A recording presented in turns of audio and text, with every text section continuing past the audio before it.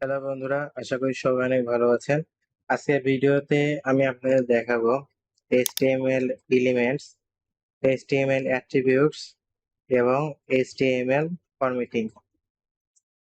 তো HTML element এবং HTML attributes এর মধ্যে এখানে তেমন দেখানোর ওইরকম কিছুই নাই, জাস্ট আপনাদের কিছু বেসিক ধারণা দিতে হবে যে জিনিসটা কি। তো আমরা মেইনত HTML ফরম্যাটিং এখানে কিছু শিখতে পারবো। তো ফার্স্ট আমরা দেখি HTML এলিমেন্টস। HTML এলিমেন্টস জিনিসটা কি? তো এলিমেন্ট হচ্ছে সেই জিনিসটা, যে জিনিসটা আমরা কোনো ট্যাগের মধ্যে লিখে থাকি।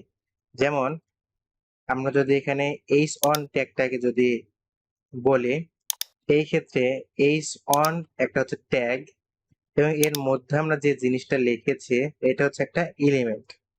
সেম টু সেম p হচ্ছে একটা ট্যাগ এবং এর মধ্যে আমরা যে জিনিসটা লিখেছি সেটা হচ্ছে একটা এলিমেন্ট।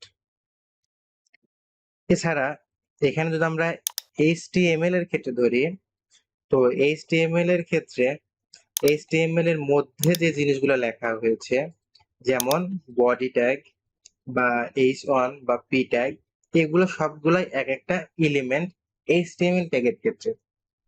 তাহলে আমরা শর্টে বলতে পারি যে একটা ট্যাগের মধ্যে যা লেখা হয় সেই সবগুলো হচ্ছে এক একটা elements. Same to same attributes এর ক্ষেত্রে ওগুলা এলিমেন্টস তো আমরা লিখতাম হচ্ছে ট্যাগের মধ্যে, আর অ্যাট্রিবিউটস গুলা লিখতে হয় ট্যাগ যে ওপেন করলাম সেই ওপেনের মধ্যে। যেমন এ ট্যাগটা, এ হচ্ছে একটা ট্যাগ, এখানে এ ট্যাগটা ওপেন হয়েছে, এটা হচ্ছে ওপেনিং, এটা হচ্ছে ক্লোজিং, এর মাঝে যে লেখাটা আছে এটা হচ্ছে আমাদের এলিমেন্টস, এবং এই ট্যাগের ওপেনিং এর মাঝে যে আমরা লিখেছি এইটা হচ্ছে একটা অ্যাট্রিবিউটস। এরকম এ ট্যাগের ক্ষেত্রে href, ইমেজ ট্যাগের ক্ষেত্রে src, এরপরে আমরা এখানে উইথ ইউজ করতে পারি, হাইট ইউজ করতে পারি। এছাড়া টাইটেল, আরো অনেক ধরনের অ্যাট্রিবিউটস ব্যবহার করা যায়, আমরা যেগুলো ধীরে ধীরে কোডিং শেখার মাঝে আমরা জিনিসগুলো শিখতে পারবো। এরকম আমরা একটা ট্যাগের মধ্যে, একটা ট্যাগ ওপেনিং এর মধ্যে যে যে অংশটা লিখবো ইকুয়াল টু দিয়ে, সেই অংশটাই হচ্ছে এক একটা অ্যাট্রিবিউটস। তাহলে এলিমেন্টস এবং অ্যাট্রিবিউট সম্পর্কে আমরা বেসিক কনসেপ্টটা কিন্তু এখানে ক্লিয়ার করতে পেরেছি। এখন আমরা শিখবো HTML ফরম্যাটিং। ফরম্যাটিং জিনিসটা কেমন? ফরম্যাটিংটা হচ্ছে আপনার ইটালিক, এরপর হচ্ছে নিচে লেখা উপরে লেখা, যেটাকে সাবসুব বলে, এরকম বেসিকলি এই জিনিসগুলো হচ্ছে আমাদের HTML ফরম্যাটিং এর কাজে লাগবে।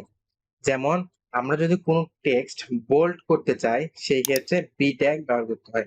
আমরা একটু প্র্যাকটিক্যালি দেখি। এটা আমাদের HTML এর বেসিক ডকুমেন্টটা। এখানে যদি আমরা পি ট্যাগটা ব্যবহার করি এবং এর মধ্যে যদি আমরা লরেন ইপসামের কোনো কিছু লিখি, লরেন ইপসাম টেক্সটটা এখানে আমরা লিখলাম। এখন আমরা এটা যদি রিফ্রেশ করি সেভ করে, আমাদের কিন্তু জিনিসটা অনেক ইজি দেখা যাচ্ছে, জাস্ট একটা লাইন লেখা। তো আমরা যদি চাই যে লরেন ইপসামের এই অংশটা এখানে বোল্ড করা থাকবে, সেক্ষেত্রে আমরা কিভাবে করতে পারি? তো এটা অনেক ইজি, জাস্ট এই অংশটা আমরা কাটবো, কাট করে নিব এবং এখানে বি ট্যাগটা ব্যবহার করব, বোল্ড। এটার কিন্তু ওপেনিং এবং ক্লোজিং দুইটাই আছে, বি ট্যাগটা, বোল্ড। এখন এইভাবে লেখার পর যদি আমরা রিফ্রেশ করি, দেখেন অন্যান্য লেখাগুলোর তুলনায় কিন্তু এই লেখাটা কিন্তু একটু বেশি মোটা দেখা যাচ্ছে। আর আমরা কিন্তু এখানে একটু স্পেস দিয়েছি, এই স্পেসটা দেওয়ার কোনো প্রয়োজন নাই, জাস্ট আপনারা যেন বুঝতে পারেন যে এটা পির মধ্যে আরেকটা ট্যাগের মধ্যে লেখা হয়েছে। এই জিনিসটা বোঝানোর জন্য আমি এই স্পেসটা, এই সাইডের স্পেসটা ব্যবহার করেছি। বাট এই সাইডের স্পেসটা যদি আপনারা না দেন সেই ক্ষেত্রে কিন্তু টেক্সট দুইটা এক হয়ে যাবে। দেখেন টেক্সট দুইটার মাঝখানে কিন্তু কোনো ফাঁকা নাই। তো এখানকার ফাঁকার জন্য অবশ্যই আপনাকে একটা স্পেস দিতে হবে। এই হচ্ছে বি ট্যাগ। বি ট্যাগ এবং স্ট্রং ট্যাগ, এই দুইটা সেম। স্ট্রং ট্যাগটা হচ্ছে আমাদের লেটেস্ট যে HTML, সেই লেটেস্ট HTML এ আমরা বি ট্যাগের পরিবর্তে স্ট্রং ট্যাগটা ব্যবহার করি। যেমন আমরা যদি বি ট্যাগটার জায়গায় স্ট্রং ট্যাগটা ব্যবহার করি, দেখুন কেমন দেখা যায়। স্ট্রং ট্যাগটাও কিন্তু সেম টু সেম, আমাদের ওপেনিং আছে এবং ক্লোজিং আছে, এর মাঝে কিন্তু আমরা লরেন লেখাটা লিখেছি। একদম একটু রিফ্রেশ করি, সরি কোনো কারণে সেভ হয়নি, ও বানানটা একটু মিস্টেক হয়েছে।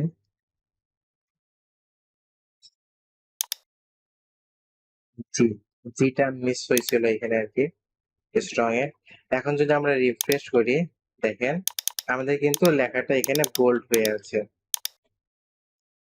তাহলে আমরা এখানে দেখতে পারলাম বি ট্যাগ এবং স্ট্রং ট্যাগ দুইটা কিন্তু সেম কাজ করে থাকে। এখন হচ্ছে আই ট্যাগটা। আই ট্যাগটা হচ্ছে আমরা নরমালি ইটালিকের ক্ষেত্রে ব্যবহার করি। ইএম ট্যাগটাও সেম, ইটালিকের ক্ষেত্রে ব্যবহার হয়, যেমন বি ট্যাগ এবং স্ট্রং ট্যাগ। তো আমরা দেখি, দুইটাই দেখি, আই ট্যাগটাও দেখি, ওটাও দেখি। প্রথমে আমরা স্ট্রং ট্যাগটা এখান থেকে রিমুভ করলাম এবং এখানে যদি আই ট্যাগ ব্যবহার করি, আই ট্যাগেরও কিন্তু সেম ওপেনিং আছে এবং ক্লোজিং আছে। আই ট্যাগটা লেখার পর আমরা রিফ্রেশ করি, দেখেন আমাদের লরেনটা কিন্তু একটু বাঁকা বাঁকা হয়ে আছে, মানে ইটালিক হয়ে আছে। তো আমরা যদি বি ট্যাগের মধ্যে যদি আই ট্যাগটা লিখতে চাই, জাস্ট এইটা আমরা একটু কাট করলাম, ফার্স্টে বি ট্যাগটা লিখলাম, এর মধ্যে আই ট্যাগটা ইউজ করেছি। কিন্তু আমি একটু স্পেস দেই, তাহলে ভালো বুঝতে পারবেন। বি ট্যাগ এর মধ্যে বি ট্যাগ লিখেছি, এর মধ্যে আই ট্যাগ লিখেছি, এর মধ্যে লরেন লিখেছি। আপনি যদি চান যে আই ট্যাগটা বি ট্যাগের কাছে লিখবেন এবং বি ট্যাগটা আই ট্যাগের কাছে লিখবেন, সেটা আপনি করতে পারেন। এতে কোনো রুলস নাই যে এইটাই প্রথমে লিখতে হবে বা এইটাই লাস্টে লিখতে হবে, এই ধরনের কোনো রুলস নাই।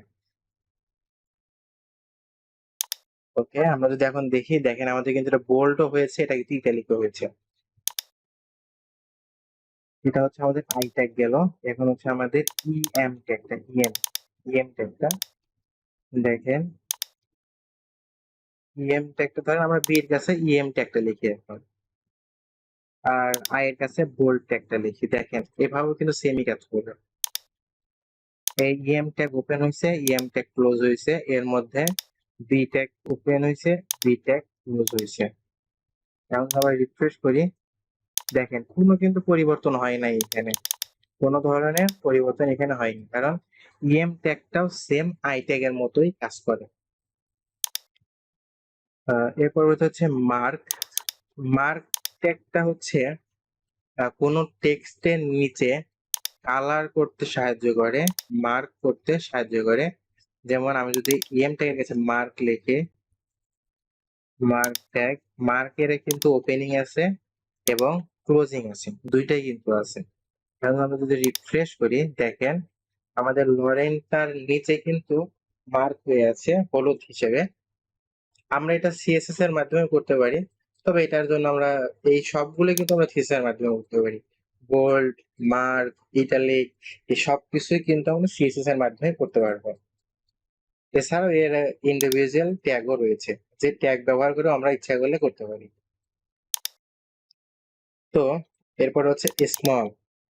স্মলটা হচ্ছে আমাদের লেখাটাকে একটু ছোট করে, আমাদের লেখাটাকে একটু ছোট করে। যেমন লেখাটা কিন্তু দেখবেন এই লেখাটা আর এই লেখাটা কিন্তু সেম, একই ধরনের দেখা যাচ্ছে, বাট আমরা যদি এখানে স্মল স্মল ব্যবহার করি, দেখেন স্মলের ওপেনিং এবং স্মলের ক্লোজিং, স্মলের কিন্তু দুইটাই আছে, ওপেনিংও আছে ক্লোজিংও আছে। যদি রিফ্রেশ যদি করি, দেখেন এই লরেন লেখাটা কিন্তু ইপসামের সাথে একটু ছোট দেখা যাচ্ছে। এই একটু ছোট দেখার জন্য স্মলটা ব্যবহার করতে হবে। এর পরবর্তীতে হচ্ছে ডিইএল। এই ডিইএল, এই ট্যাগটা হচ্ছে আমাদের কোন টেক্সটের মাঝখান দিয়ে একটা দাগ দেয়, যেমন আমি দেখাচ্ছি। এখানে যদি আমরা ডিইএল ট্যাগটা ইউজ করি, ডিইএল ওপেনিং এবং ডিইএল ক্লোজিং দুইটাই কিন্তু হয়েছে এখানে, এটার ওপেনিং ও আছে ক্লোজিং আছে। মাঝখানের এটা ট্যাগটা আমি এখান থেকে রিমুভ করে দিচ্ছি, এটা থাকলেও কোনো সমস্যা নাই, বাট আপনাদের বোঝার সুবিধার জন্য মাঝখানের ট্যাগটা আমি রিমুভ করে দিলাম। বি ট্যাগটা ডিইএল, এটা যদি আমরা এখন রিফ্রেশ করি, দেখেন লরেম লেখাটার মাঝখান দিয়ে কিন্তু একটা দাগ চলে আসছে। এটা নর্মালি হচ্ছে প্রাইজিং এর ক্ষেত্রে আমরা ব্যবহার করতে পারি, ডিসকাউন্টের ক্ষেত্রে আমরা ব্যবহার করতে পারি, এটা বিভিন্ন ক্ষেত্রে ব্যবহার করা যায়।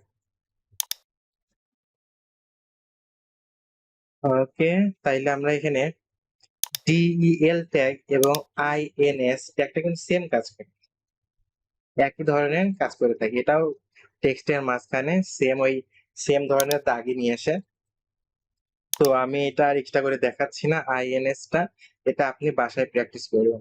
এখন হচ্ছে S U B and S U P, sub এবং সুপ। এটা হচ্ছে টেক্সটকে উপরে এবং নিচে লিখতে সাহায্য করে, এইটার মতো। এটা হচ্ছে সাব, এটা হচ্ছে সুপ। তো আমরা এখানে একটু ট্রাই করি, দেখি সাব এবং সুপ কিভাবে লেখে।